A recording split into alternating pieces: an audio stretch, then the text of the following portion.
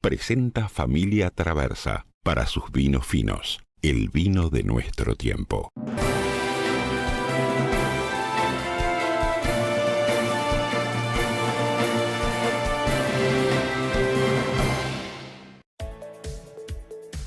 El presidente Luis Lacalle Pou propuso este martes durante la cumbre de presidentes de la CELAC la creación de una zona de libre comercio entre todos los países de América Latina y el Caribe. Muchas de nuestras economías son complementarias y estoy seguro de que podríamos avanzar en ese sentido, aseguró el mandatario. Una mujer y una niña fallecieron tras tirarse del balcón de un 7º piso, luego de que se incendiara su apartamento en un edificio de Boulevard y Palmar en Montevideo. Se trata de una mujer de 48 años y su hija de 7. Los bomberos y la policía trabajan para determinar cómo se dieron los hechos. La policía investiga el homicidio de una mujer de 45 años en Neptunia, en el departamento de Canelones. La víctima se encontraba sentada en su auto cuando un hombre efectuó varios disparos con un rifle que iban dirigidos a otra persona. Peñarol ganó por penales el primer clásico del año y se quedó con la Copa Venancio Ramos. El partido se disputó con tribunas llenas en el Estadio Centenario por la Serie Río de la Plata. Al menos 7 personas murieron en el segundo tiroteo que afecta a la comunidad de China en California en 2 días. El autor del ataque fue identificado y se entregó horas más tarde.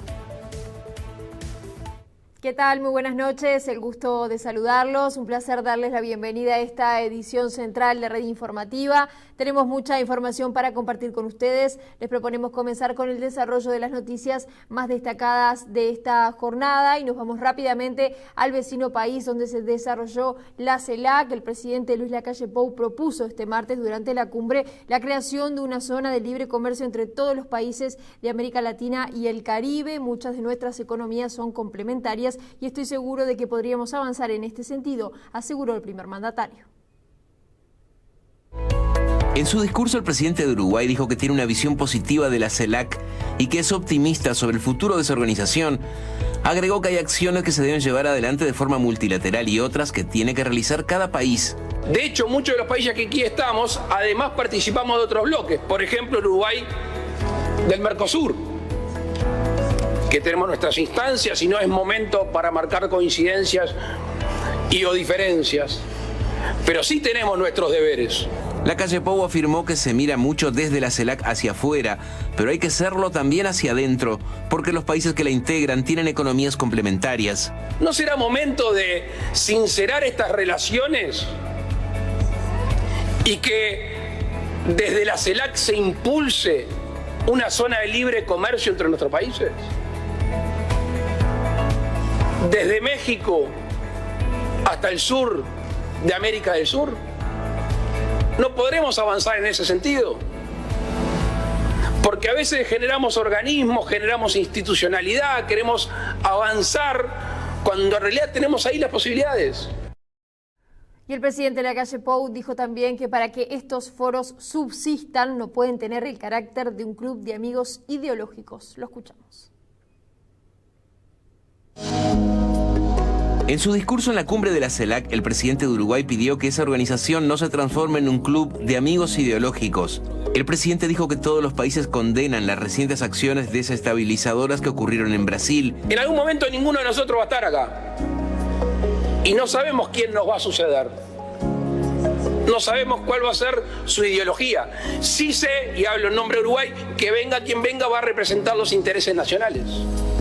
Y va a venir aquí a la CELAC a apostar a este foro. Entonces, mal hacemos en ponerle un tinte ideológico a la CELAC. Cuidado con la tentación ideológica en los foros internacionales, porque lo que sucede es que cuando cambie la ideología de un lado o cambie para otro, los foros se desvanecen.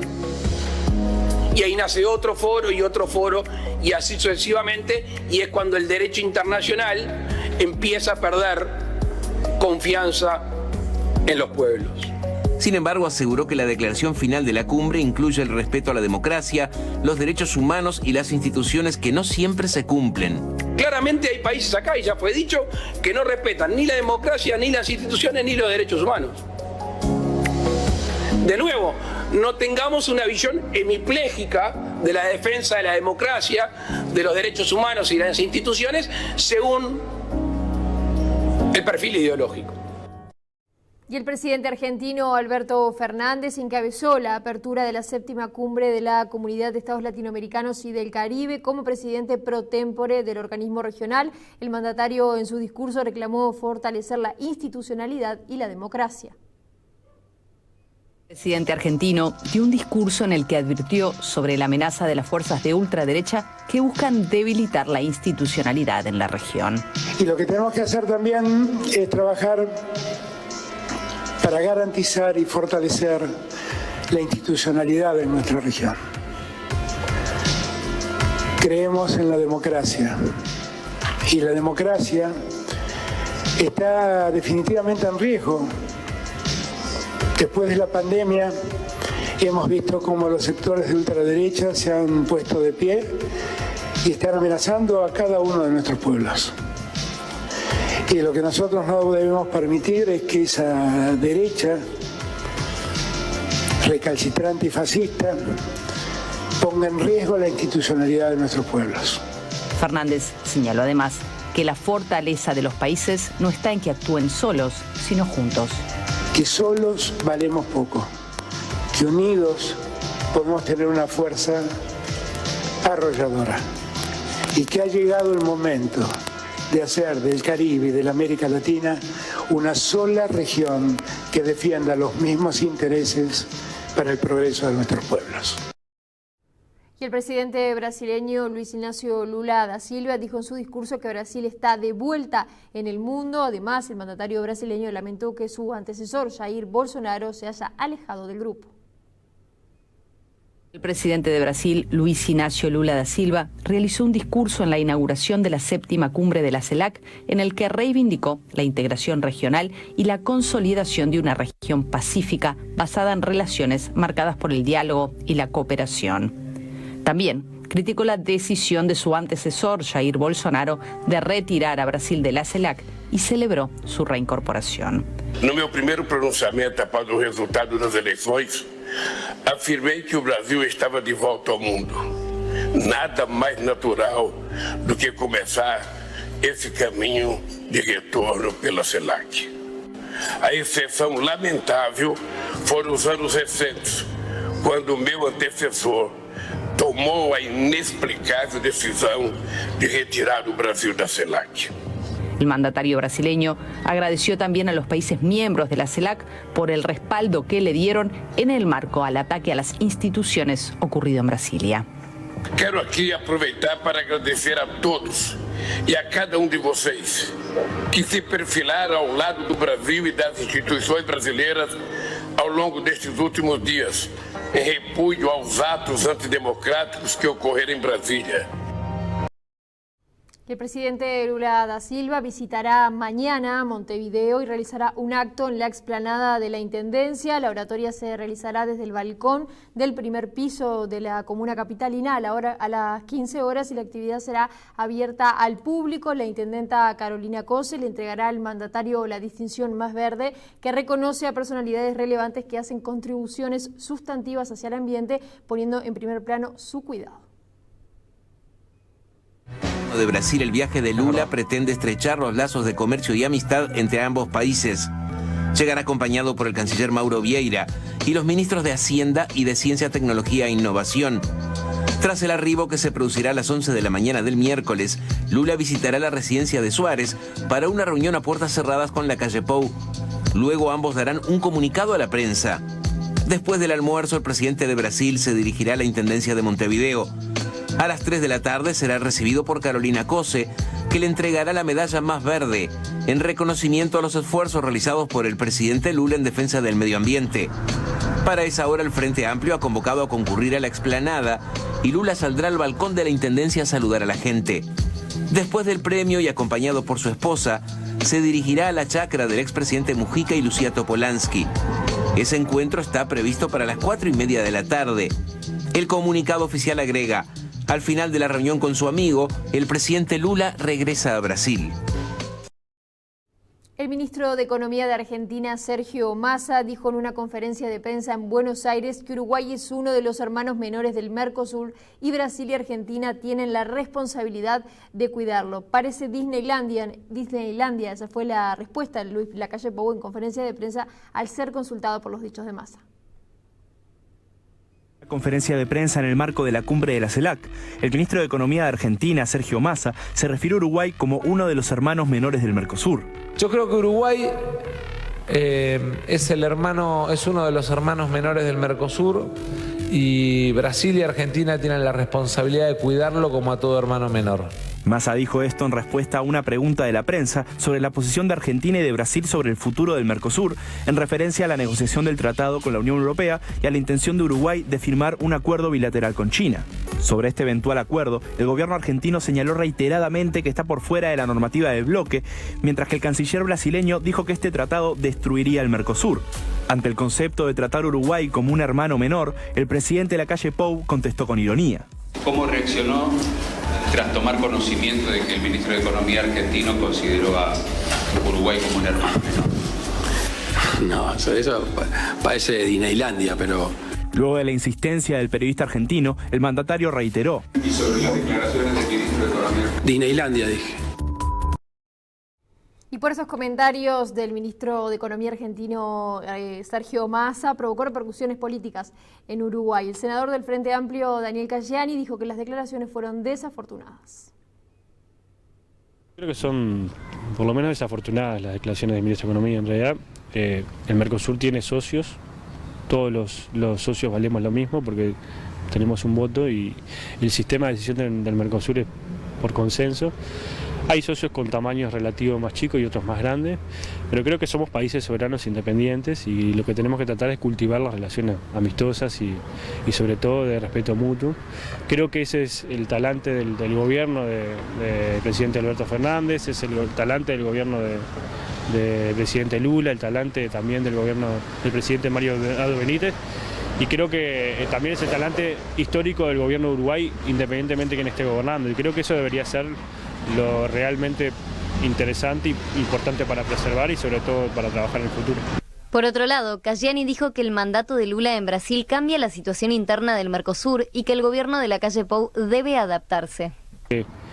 El Uruguay, sobre todo el gobierno de Uruguay y el presidente de la República tendría que cambiar un poco el chip en ese sentido y tratar de leer que la realidad ha cambiado, de que es necesario más que ser el malo del barrio, tratar de tener como un espíritu constructivo, más allá de marcar las diferencias y sobre todo defender los intereses nacionales para que el Uruguay le vaya bien.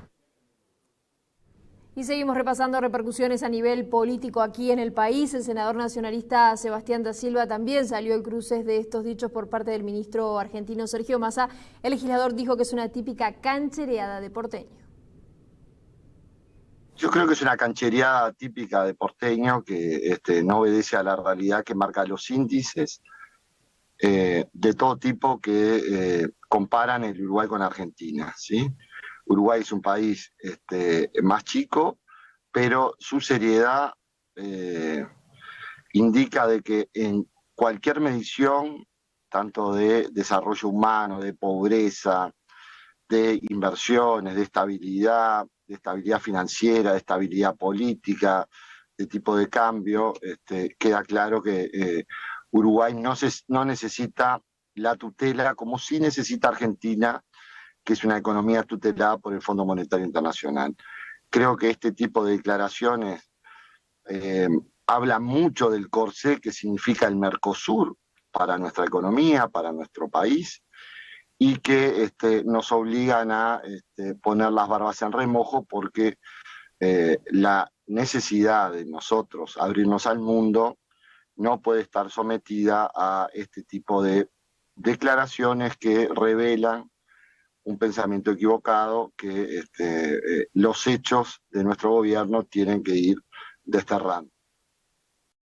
Avanzamos en informaciones de la crónica policial. Les adelantábamos en títulos que lamentablemente una mujer y una niña fallecieron tras tirarse del balcón de un 7º piso luego de que se incendiara su apartamento en un edificio en Boulevard y Palmar, aquí en la capital. Se trata de una mujer de 48 años y su hija de 7. Los bomberos y la policía trabajan para determinar cómo se dieron los hechos. La tragedia llegó al barrio Cordón próximo a las 7 de la mañana de este martes, cuando un apartamento de un edificio ubicado en Boulevard Artigas y Palmar comenzó a incendiarse. Los bomberos y la policía fueron alertados sobre el incendio en el 7º piso del edificio, pero cuando llegaron se encontraron con la peor escena. Una mujer de 48 años y su hija de 7 habían saltado por la ventana del 7º piso tras la desesperación por el fuego en el interior de su casa. Ambas fallecieron en el lugar. De acuerdo a la información que maneja bomberos, madre e hija estaban en el dormitorio de la casa que da hacia Boulevard Artigas y el incendio se originó en la zona del living y comedor. Al no poder salir del lugar, se presume que decidieron arrojarse al vacío. Personal de bomberos entró al edificio, rompió la puerta de la entrada y tras varios minutos de trabajo logró extinguir el incendio. Allí, en el dormitorio donde estaban madre e hija, también había un perro ovejero alemán que fue rescatado por los bomberos y luego asistido por un veterinario por haber inhalado humo. La mujer vivía con su hija y su pareja en el edificio. El hombre no estaba cuando ocurrió el incendio y llegó más tarde a su casa y se enteró de la tragedia. El director nacional de bomberos, Ricardo Reaño, el jefe de policía capitalino Mario Delía y el fiscal Rodrigo Morosoli, a cargo de la investigación del caso, estuvieron trabajando durante varias horas en esa zona de Cordón. Todas las personas del edificio debieron ser evacuadas durante toda la mañana mientras que el personal de científica y el departamento de siniestro de bomberos trabajaban en la zona. El fiscal Morosoli espera ahora las pericias de científica y de bomberos que determinarán qué fue lo que ocasionó el incendio. El incendio se originó en el 7º piso a nivel de un living comedor, obstaculizando el acceso principal al acceso al apartamento, por lo que las personas que se encontraban allí tomaron la decisión, por supuesto, ante la dramática situación de encontrarse envueltas en las llamas ese lugar, de arrojarse al vacío, ¿no? Ahora vamos a proceder a la investigación con el equipo pericial nuestro del origen y la causa del incendio. ¿Bien, tuvo más afectación el incendio aparte del 7º piso? No, solamente el living y el resto de las habitaciones permanecieron intactas, en el sentido de que solamente afectadas por el humo de la combustión y algún efecto de radiación calórica, pero no más de eso. ¿Y cómo sigue ahora la investigación, Reño? Y ahora va a trabajar el equipo pericial nuestro en la escena del hecho y averiguar cuál fue la causa probable que ocasionó este incendio y bueno, que terminó con esta drástica situación. Y los vecinos del lugar están conmocionados por este trágico hecho. Escuchamos algunos testimonios. En el cantero de Boulevard Artigas, frente al edificio donde ocurrió la tragedia, había filas de vecinos en shock y tristes por lo que ocurrió. Muchos vecinos salieron con lo opuesto y tuvieron que ser evacuados primero para que bomberos extinga el incendio, que afectó solo un apartamento del piso 7, y luego para que el personal de científica y de bomberos trabajara en el lugar. Se sintieron gritos, yo no los escuché, mi hijo, y nada, se asomó a la ventana y vio ahí a una señora y una niña. Se sintieron gritos, más que nada, gritos de gente de la calle que vio caer. Yo me desperté por los gritos nada más, en especial de un señor que estaba acá parado, que ahora no sé dónde está, que estaba como loco y justo pasó una ambulancia, estamos acá al lado de la española, entonces está. La mujer y la niña vivían hace tiempo en el lugar y lo ocurrido generó conmoción en sus vecinos. Esto fue una tragedia porque ese es un edificio que todos somos como una familia grande. Era un foco ígneo en el living y ellas se lanzaron por la ventana del... ¿Usted escuchó algo, señor? Nada, pues yo estoy en la otra línea. ¿Y a la mujer la conocía hace mucho y a la niña? Sí, un encanto de persona. La niña era un ángel y ella era muy bien. Sobre el mediodía, bomberos y científicas terminaron de trabajar y recopilar evidencias que determinarán el origen del fuego, y los vecinos regresaron a sus casas. Y en las últimas horas y ya un poco más avanzadas las investigaciones de este lamentable siniestro, el vocero de bomberos Simón Burlón aseguró que las investigaciones y las pericias aún continúan. El personal de pericias son los que están abocados a la investigación de este siniestro. Enseguida que finalizó la intervención de las primeras unidades de bomberos, se abocaron a relevar indicios en el lugar, primeras indagatorias, pero es muy importante indagar al padre de familia de este hecho, que evidentemente tienen que aguardar algunos días por el estado emocional de la persona para tener esta información, que es fundamental para arribar a una conclusión. ¿Ha intervenido Fiscalía? Sí, exactamente, el fiscal se hizo presente en el lugar y recibió información en el lugar. y mañana el personal de pericias tiene que enviar una información preliminar con lo que tenga al momento, pero las investigaciones van a continuar. Ustedes cuando llegan, ¿en qué situación estaba el incendio? Bueno, este hecho se da pasadas las 7:30 de la mañana. La primera dotación que llega visualiza que es un incendio en un 7º piso en propagación, en un edificio residencial de 10 niveles. La niña y la madre ya estaban fallecidas en la vía pública. Debido a las características de este incendio y a la hora que se desarrollaba, que podían haber personas descansando en sus apartamentos, se solicitan apoyos y se despachan desde el cuartel Centenario varias unidades. Algunas de estas trabajan en asistir en la evacuación del edificio y otras en la extinción del incendio. La extinción del incendio se hace muy rápidamente y del apartamento siniestrado se rescata a un perro que luego es asistido por un veterinario en el lugar. Cuando ustedes ingresan, o sea, la gente del resto del edificio se evacuó correctamente. Cuando ustedes ingresan al apartamento, ahora escuchábamos también a Riaño que explicaba que se originó en el living. ¿Cuál es el panorama que ustedes se encuentran en el apartamento?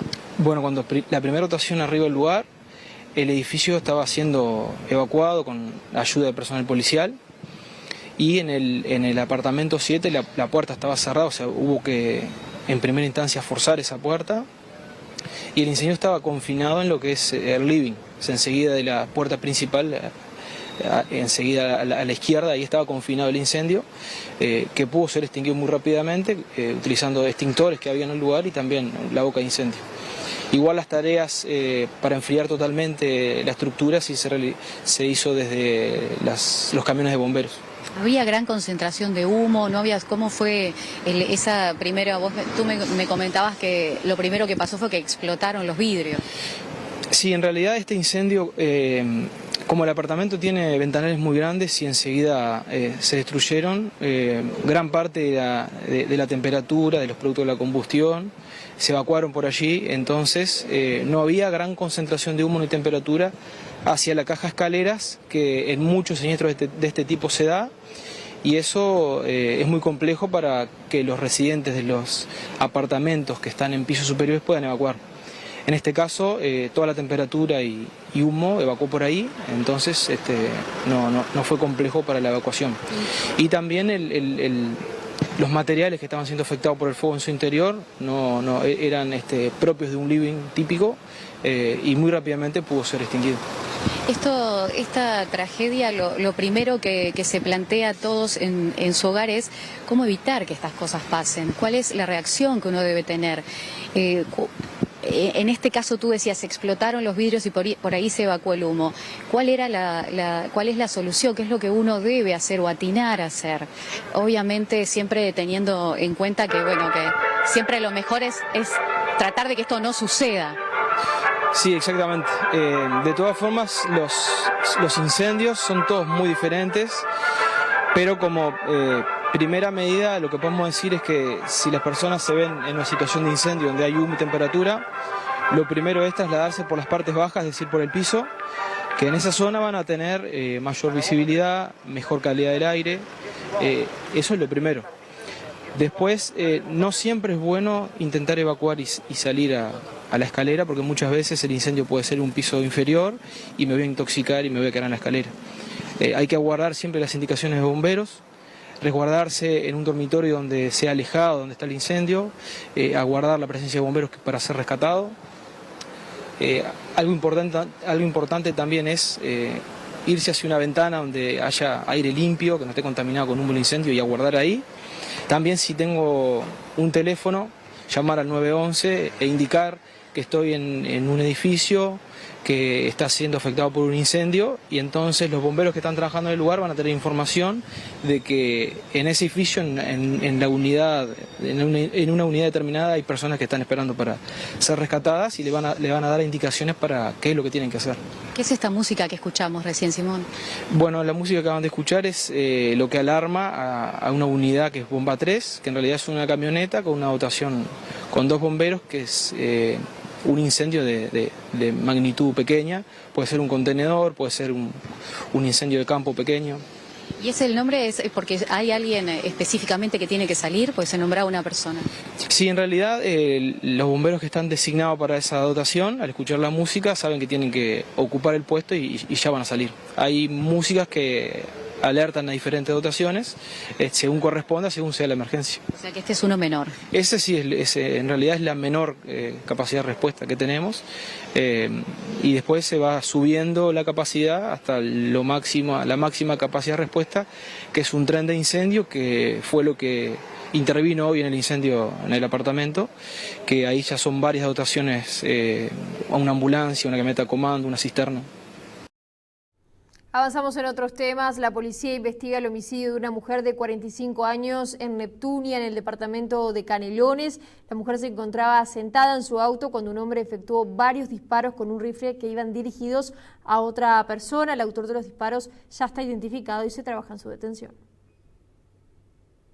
Durante la tarde de este lunes, una mujer de 45 años se encontraba en la puerta de su casa en Neptunia, en una zona cercana al peaje de Pando, cuando quedó en medio de un enfrentamiento entre delincuentes. Fuentes de la investigación dijeron a Telemundo que un hombre que circulaba en moto perseguía a otro que huía a pie, llevando consigo un ladrillo de marihuana. Durante la persecución, el motociclista efectuó varios disparos con un rifle. Una de esas balas impactó en la mujer de 45 años que estaba dentro de un auto en la puerta de su casa. La víctima fue llevada por su pareja, un hombre con antecedentes penales, a una mutualista de la zona de Salinas, pero finalmente falleció durante la tarde de este lunes. En tanto, la persona a la que estaban dirigidos los disparos fue detenida más tarde. Fue imputado por tenencia de drogas no para consumo, ya que se le incautó medio ladrillo de marihuana, al tiempo que se lo interrogó a fin de identificar al tirador. En las últimas horas se liberó una orden de detención contra el asesino, que es intensamente buscado por la policía. La policía busca determinar si la mujer fallecida fue una víctima involuntaria del ataque o si el tirador pretendió asesinarla. La policía venía investigando a allegados de la mujer por tráfico de drogas en la zona, por lo que al momento no se descarta ninguna hipótesis. Las autoridades del departamento de Cerro Largo investigan el hallazgo de un cuerpo encontrado en el vertedero de basura La Paloma, a unos kilómetros de Melo. Las autoridades policiales, municipales y judiciales se constituyeron de inmediato en el lugar. Tratan de determinar los detalles del macabro hallazgo. Nos encontramos con la triste noticia que más o menos aproximadamente entre las 4 y 4:30 de la mañana, un camión recolector, cuando va a tirar la basura, se encuentra con un cuerpo.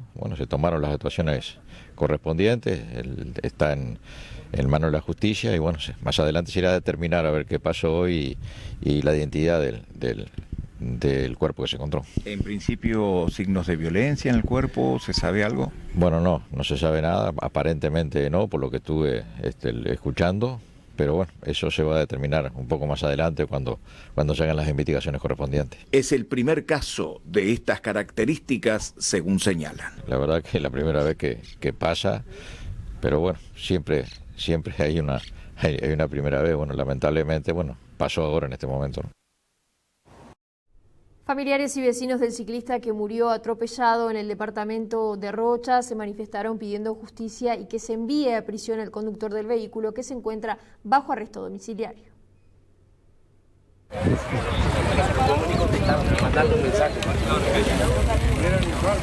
Y por el principio un domingo no tan atípico, porque no había competencia, y salimos a rodar ahí porque me estaban faltando unos papeles para poder correr y completar los papeles de la licencia, y se salió a rodar en la mañana. Se iba a salir más temprano, a las 5 de la mañana, y justo había una salida que se había organizado entre compañeros a las 7, y me aguanté un poco en el horario y salí a acompañarlo. Y llego acá a la rotonda y habían unos compañeros ahí que ya estaban reunidos en el lugar, y faltaban más compañeros, y me adelanté a la salida. Yo, mi hermano y 2 compañeros más. Salimos rodando suave, y cuando llegamos al lugar donde pasó, venía este señor pasado de copa y de repente cortó rumbo a nosotros. Y se llevó se llevó puesto a mi hermano.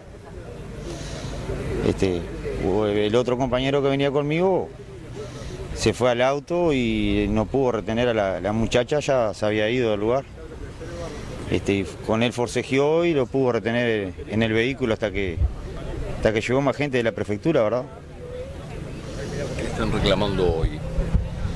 Y reclamamos que asuma la responsabilidad de él, que se haga cargo del daño que le hizo a la sociedad y a la familia.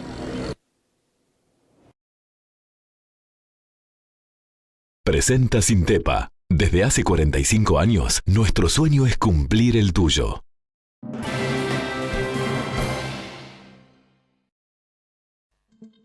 Cotizaciones de cierre de las principales monedas. Dólar 37.90 a la compra, 40.30 a la venta. Euro 40.24, 45.11. Real 7.15, 9.15. Peso argentino 0.05, 0.35. Unidad indexada 5.5909. Unidad reajustable 1501,26. Presentó Sintepa. Desde hace 45 años, nuestro sueño es cumplir el tuyo. Les proponemos una primera pausa en la información. Al regreso a nuestro capítulo deportivo vamos a estar repasando la victoria de Peñarol en el Clásico de Verano, también qué está pasando en el Sudamericano Sub-20 en Colombia. En el panorama internacional, 7 personas murieron en un nuevo ataque registrado en California. También más información del panorama local. Volvemos enseguida.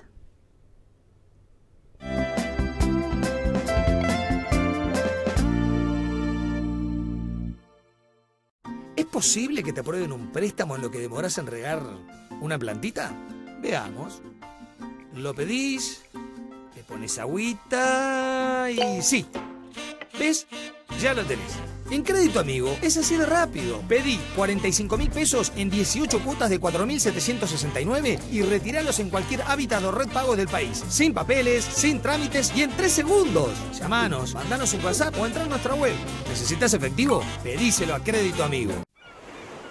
Cuando todo comenzó, te invité a celebrar por los sueños que acababas de alcanzar. Cuando todo comenzó, compartimos un faisán Y ese día creció nuestra amistad. Aquí en Uruguay el vino es faisán. Nos encanta divertirnos y salir a disfrutar. Aquí en Uruguay el vino es faisán. Quiero siempre tu alegría, quiero siempre tu amistad. Aquí en Uruguay, el vino es faisán. Un buen amigo en tu mesa. La Universidad de la Empresa te abre oportunidades en el mundo laboral, con el respaldo de nuevas tecnologías, nuevos desafíos y nuevas exigencias. Universidad de la Empresa, en Montevideo, Colonia y Punta del Este. Inscripciones 2023, con bonificaciones especiales. Universidad de la Empresa, tu carrera, tu futuro. info@ude.edu.uy. En 1979 nacía un lugar donde se reunirían generaciones, convocados por la música, los amigos y los buenos momentos. Un lugar con una magia única. Por más de 30 años, los veranos no serían los mismos. De diciembre a marzo, la barra vivía las mágicas noches en un vaivén incesante de turistas de todo el país que formarían parte de una historia inolvidable. En 2012 hicimos una pausa. 11 años después, se despierta el gigante. Vuelve el templo de la diversión. Vuelve el verano. Vuelve Sabeiro. Para escribir nuevas historias. Bienvenido, verano 2023.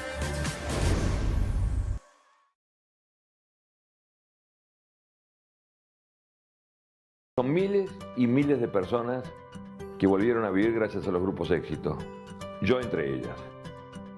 El éxito de los grupos de adelgazamiento ahora también lo podés lograr por internet. No tenés ni que moverte de tu casa. Ahora no hay excusas. Adelgazaronline.com.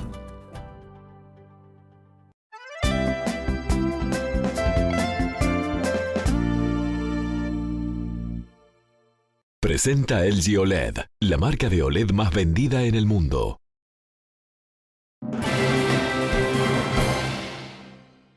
Abrimos el capítulo deportivo. Peñarol se quedó con el primer clásico del año y con la Copa Venancio Ramos tras vencer a Nacional por penales en el Estadio Centenario por la Serie Río de la Plata. Vemos el encuentro. Copa Venancio Ramos se la terminó llevando Peñarol la noche en el Estadio Centenario. 40.000 personas estuvieron presentes en el clásico, que fue recontra emotivo el inicio del partido. El primer tiempo fue espectacular en cuanto a ritmo, variantes. La sorpresa de cómo Peñarol empieza a atacar a Nacional. Ahí ya la Quintana metiendo una diagonal para Abel Hernández, que estaba en posición adelantada, pero fue un problema para Camilo Cándido. Algo que se repitió del clásico del año 2022 y que Nacional no termina corrigiendo. Dos equipos bien distintos en cuanto a estilo. Nacional jugado mucho a la pelota quieta y Peñarol a la velocidad. Y esta pelota que le pone Sebastián Rodríguez a la Quintana sale muy lejos del arco. Sergio Rochet prácticamente que al borde del área grande, y la definición del número 25 es espectacular ante la salida del arquero de Nacional. Iban 10 minutos de partido, le gana la espalda a Camilo Cándido, llega antes que Sergio Rochet, define muy bien, luego el lateral de Nacional no llega a cerrar, va con la izquierda cuando tiene que ir con la derecha para hacer ese cierre, y el 1-0 del partido. Y al rato Peñarol vuelve a atacar y Valentín Rodríguez pone una pelota en el segundo palo. Se queda Rochet, un arquero grande, tiene que quedarse con esa pelota en el segundo palo. Le gana la posición por adentro. La Quintana a Cándido, que vuelve a defender mal. Y en 2 minutos Peñarol sacaba 2 goles de diferencia. ¿Cuál fue la virtud de Nacional? Reaccionar rápido. Esta pelota quieta, Fagundes con el, tiro libre al costado. Y la aparición de Manuel Gigliotti, el delantero argentino, con golpe de cabeza. Ahí van a observar, Peñarol defiende mal. Defiende en zona, nadie se hace responsable de Gigliotti en el primer palo. Y ahí está el descuento del partido. A partir de ahí empuja Nacional. Este de los pocos aportes de Gastón Pereiro en su retorno al fútbol uruguayo. Un remate que se va prácticamente desviado. Acá el Pato Sánchez de buen primer tiempo. Peñarol apostaba a la velocidad. Otra vez el desborde de la Quintana. El cabezazo de Abel Hernández débil. Y el primer tiempo que seguía teniendo variantes. Nacional que la buscaba. Fagundes, el jugador más peligroso. Otra vez de una pelota quieta llega este remate de Zavala. Y la media vuelta de Polenta para un remate que termina en el córner. Nacional apuraba mucho en el juego aéreo. Peñarol tenía dificultades con un arquero que tiene que salir mucho más. Y acá llega el autogol de Hernán Menose. Una pelota que va al primer palo. Menose va a saltar con el delantero de Nacional que estaba en el primer palo. El arquero queda del lado de atrás y cabecea hacia su propio arco. Y en el minuto 35 Nacional lograba su gran objetivo, que era levantar el partido. Así terminó el primer tiempo 2-2. En el segundo tiempo está la más clara y la tiene Nacional.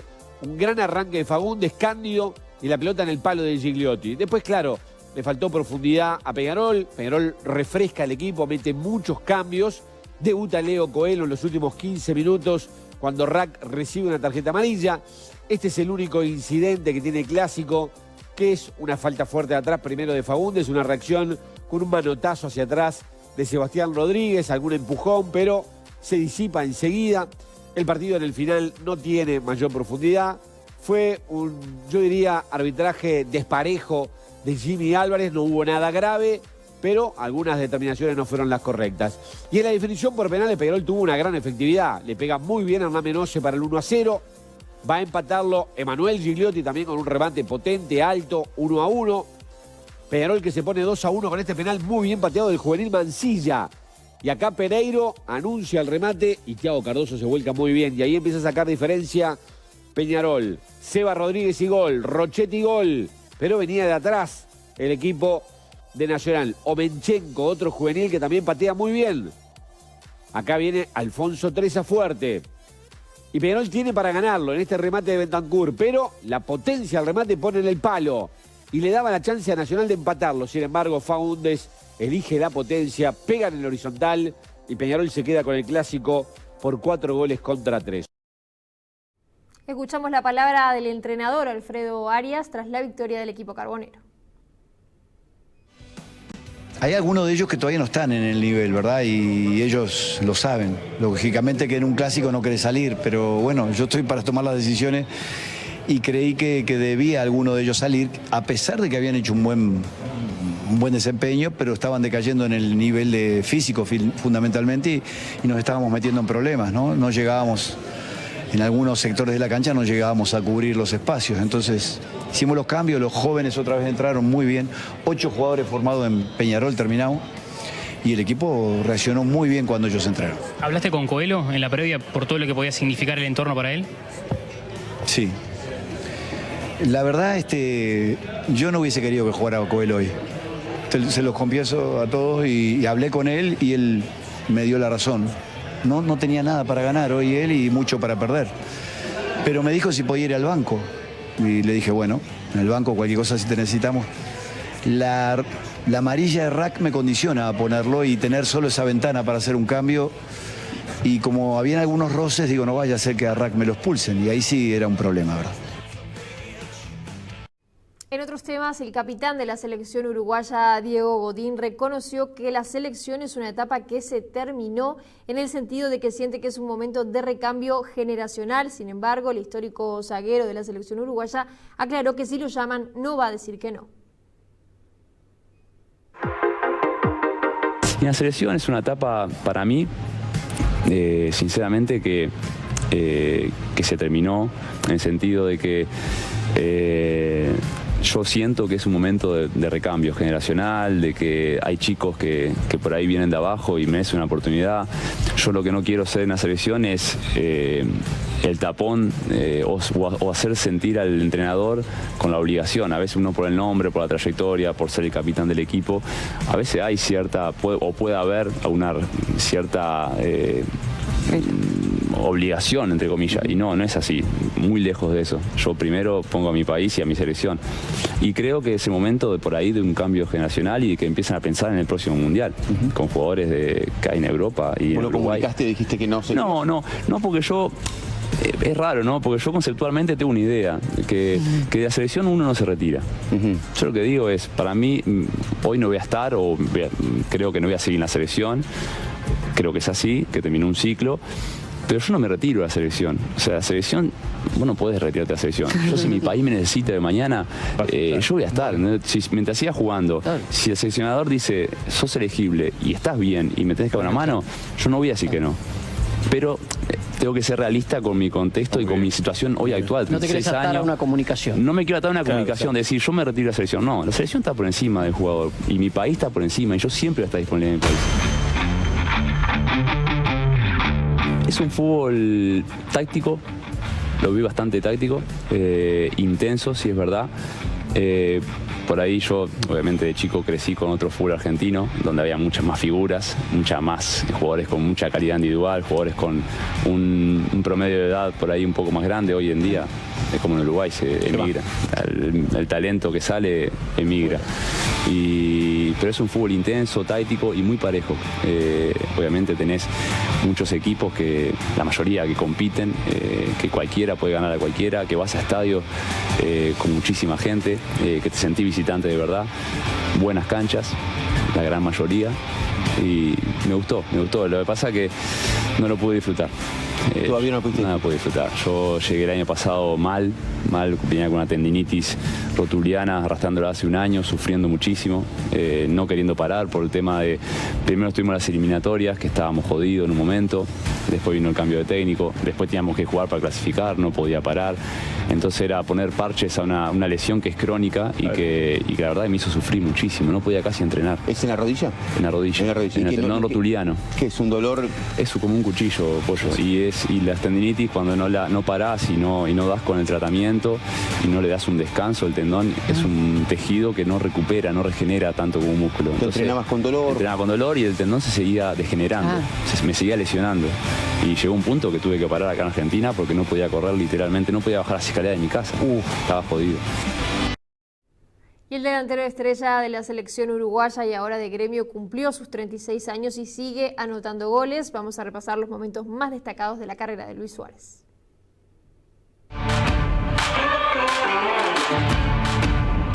Luis Suárez cumple 36 y recordamos algunos de los goles más importantes en cada uno de los pasajes de una carrera extraordinaria. El primero, aquel 10 de septiembre de 2005, entró por el Gaby Alves y anotó en la victoria del tricolor ante Paysandú.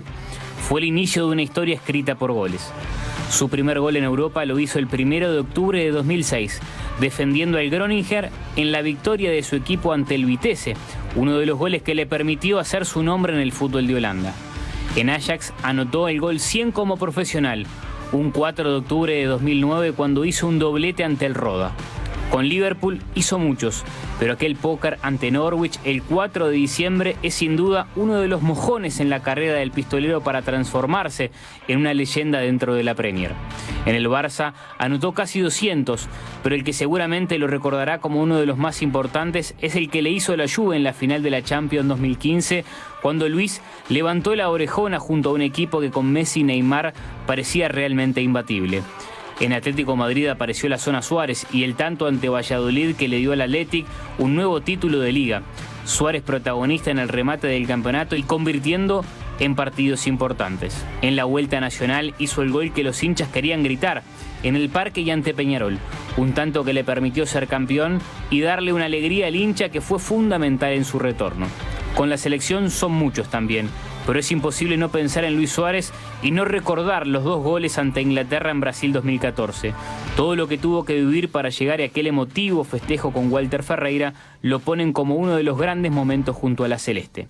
Luis Suárez, hoy con 36, sigue regalando goles en Porto Alegre y los fanáticos esperan que este nuevo capítulo en una historia llena de goles por ahora no termine. Avanzamos en otros temas. La selección uruguaya sub-20 le ganó a Venezuela por 3-0 en el sudamericano que se disputa en Colombia. Repasamos los goles del encuentro. En un partido, fíjese este gol, Randall Rodríguez, el arquero de Peñarol, campeón de la Libertadores sub-20, sacó y el gol lo hizo el goleador Luciano Rodríguez, ex Progreso, ya contratado por Liverpool, que es el goleador de campeonato con 3 goles. ¡Qué golazo! Este gol uruguayo tiene más de 100 años. De que el fútbol es fútbol, Uruguay hace goles así. Piensen en cualquier número 9 y ha hecho goles así. Y aquí está este futbolista que tiene notables condiciones, que ahora va a jugar en Liverpool después de haber surgido en Progreso. Y este es el segundo gol. Gran jugada de Renzo Sánchez, el rochense que juega en Nacional. Y Fabricio Díaz, el capitán, el número 5, que hizo un gol de afuera al área. En el primer partido contra Chile aparece definiendo y marcando el segundo gol para Uruguay. Roba la pelota, genera agarrar a contrapié el equipo venezolano y Uruguay con autoridad está metiéndose ya en la segunda fase prácticamente con 6 puntos ganados en 2 partidos disputados, mientras que en el otro grupo Brasil y Paraguay están prácticamente clasificados, Argentina está con un pie afuera y este es el tercer gol. Todavía la Argentina tiene chance, pero ha perdido los 2 partidos, jugó de afuera del área otra vez Luciano Rodríguez. En el partido pasado también de afuera del área hizo Uruguay 2 goles, ahora otro. El gran goleador está primero en la tabla de goleadores, este fue el tercero. Uruguay va ganando 3-0, falta muy poquito para terminar el partido. Lo cierto es que se va metiendo en la segunda fase del Sudamericano Sub-20. Repasamos más encuentros del Sudamericano Sub-20.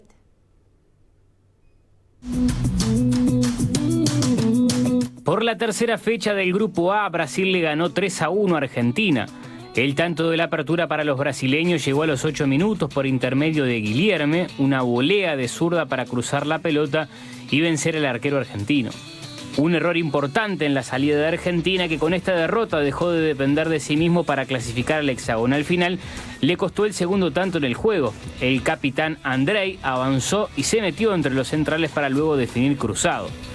El tercero para Brasil llegó tras el penal al delantero Víctor Roque. Este fue el encargado de ejecutar, pelota al medio y el arquero que se jugó a un palo y el partido se transformaba en goleada para la canariña. Argentina logró descontar de cabeza a los 89 el centro desde la izquierda y el cabezazo de Maximiliano González para maquillar un triunfo que a Brasil lo posiciona con 7 puntos y con grandes chances de avanzar, mientras que Argentina por ahora no pudo sumar con 2 partidos jugados.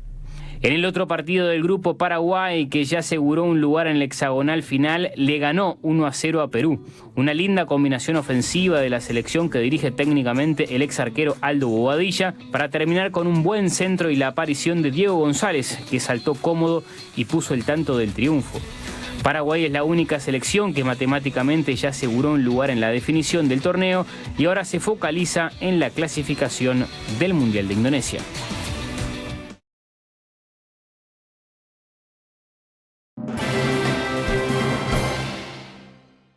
Pasamos al panorama internacional. Al menos 7 personas murieron en el segundo tiroteo que afecta a la comunidad china en California en los últimos 2 días. El autor del ataque fue identificado y se entregó horas más tarde.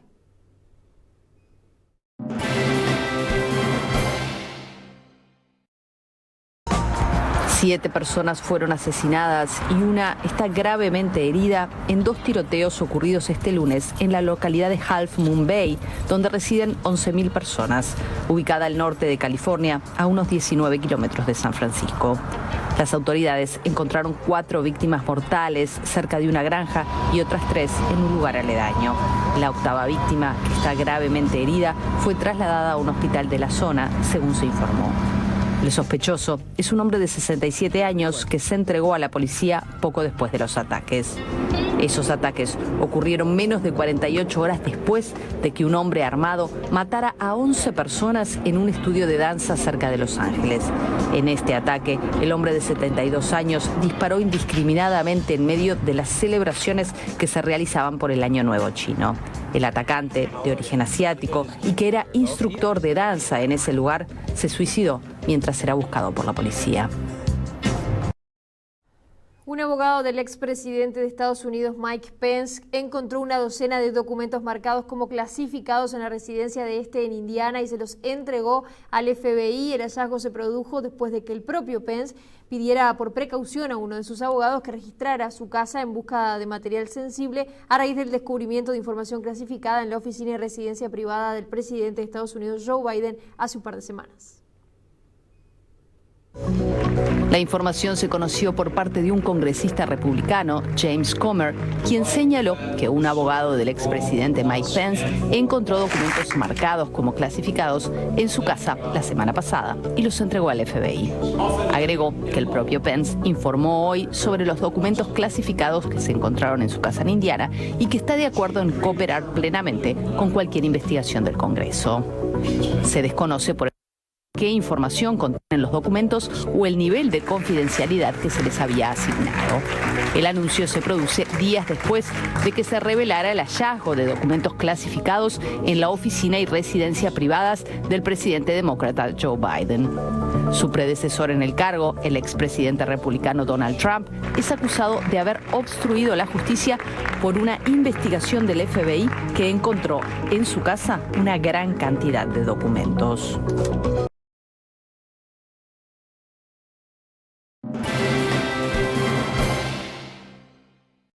Volvemos a las noticias del panorama local. La Intendencia de Maldonado autoriza el ingreso de mascotas a los parques públicos, pero es obligatorio que usen correa. La comuna también anunció que al ingresar a estos espacios públicos se les proporcionará una bolsa de nylon en caso de no contar con una para recoger de manera higiénica los desechos de la mascota.